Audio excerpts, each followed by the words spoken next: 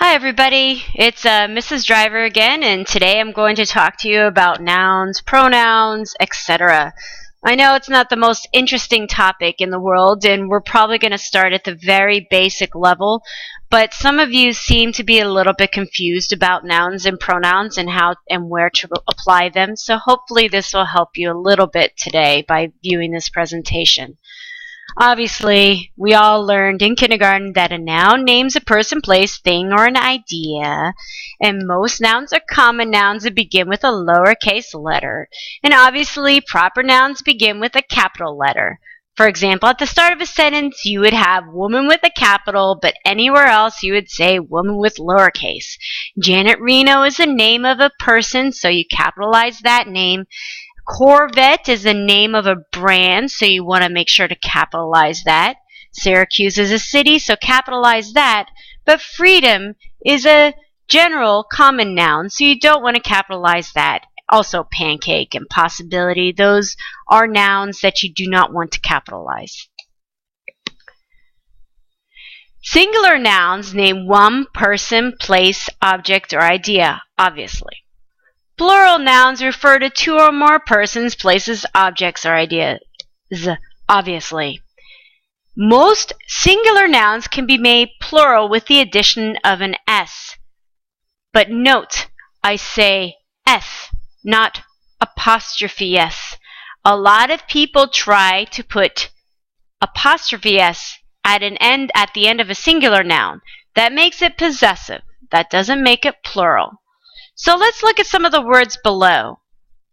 These are irregular nouns, and if you have to make them plural, obviously you're going to have to change the spelling. For example, boxes, B-O-X-E-S, man, men, M-E-N, deer is the same, right? Deer, deer, woman, not womans, but woman, W-O-M-E-N, aircraft, plural is actually aircraft, and so on and so forth.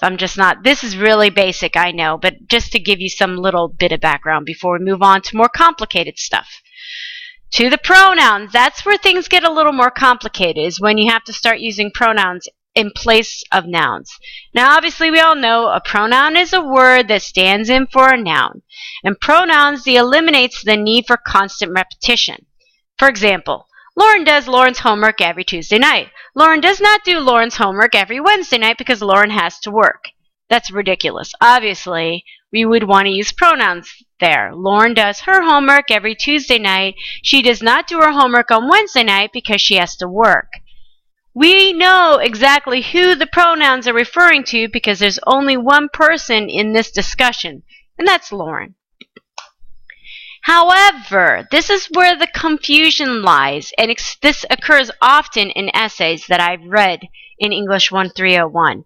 Be careful that the reference is clear when you're using a pronoun. Look at below.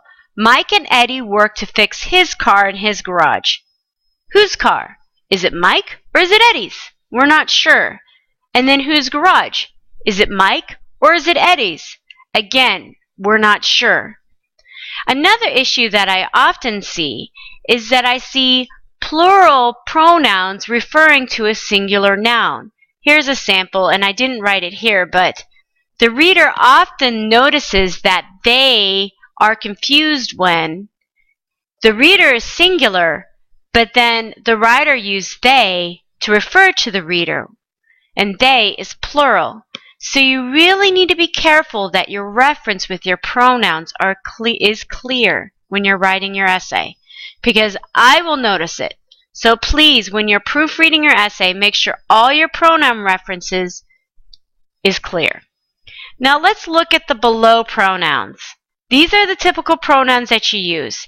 I, me, my, you, your, yours, he, him, his, she, her, hers, it, its, we, us, they, them. Now, for the first 4 essays, you may use first person pronouns. I, me, my. These are also first person. We, us. They're first person plural. You may use those in your essays. For the final essay, essay number 5, and I'll revisit this later, You should not use first-person pronouns in your essays because first-person pronouns are informal. If you're writing a formal argument or research paper, you want to use third-person pronouns. And these are the third-person pronouns. He, she, him, her, his, hers, they, them. Okay? Stay away from first-person pronouns, we, us, I, me, my, and stick with the third-person pronouns, the ones I showed to you, if you need to use a pronoun at all, that is. The pronouns that you may not use in any essay for this course, or really for any course at CTC in the future, are the following. These are second-person pronouns. You, your, yours. These are direct references to the reader and should not be used in writing. You, your, yours. Avoid these words in your essays, okay? Because they're informal and they also are direct references to the reader, which could sound accusatory or it could be offensive. So just stay away from those pronouns throughout your essays for this course, okay? So this is first, second, third.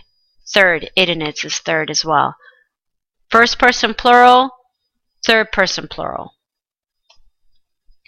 Also, make sure that the pronoun is the correct pronoun.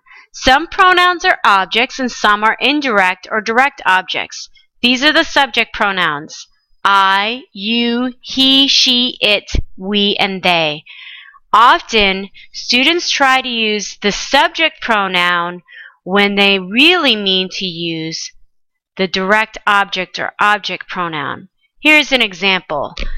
Stephen wants to go with Rudolph and I. A lot of students want to put I there because it seems like it should be correct.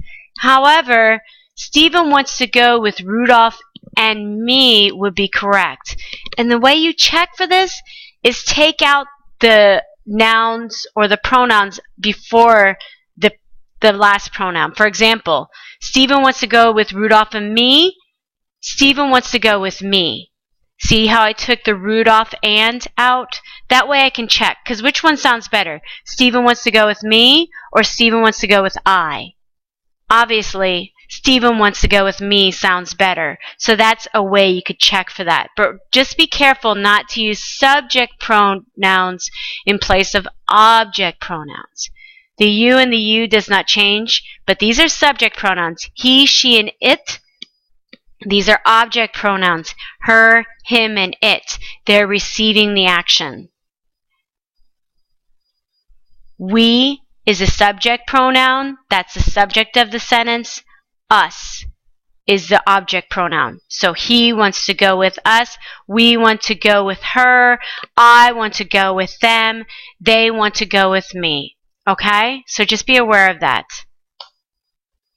Possessive pronouns show that something is owned or possessed. These are pretty easy. My, mine, your, yours, his, her, hers, its. Avoid your and yours in your essays.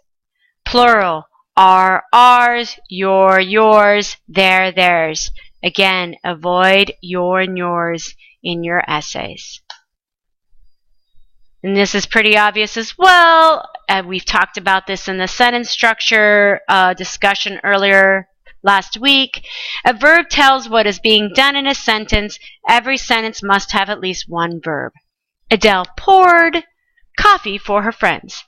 Julia sang the words to the song. Poured and sang are both action verbs. They tell what is happening in each sentence.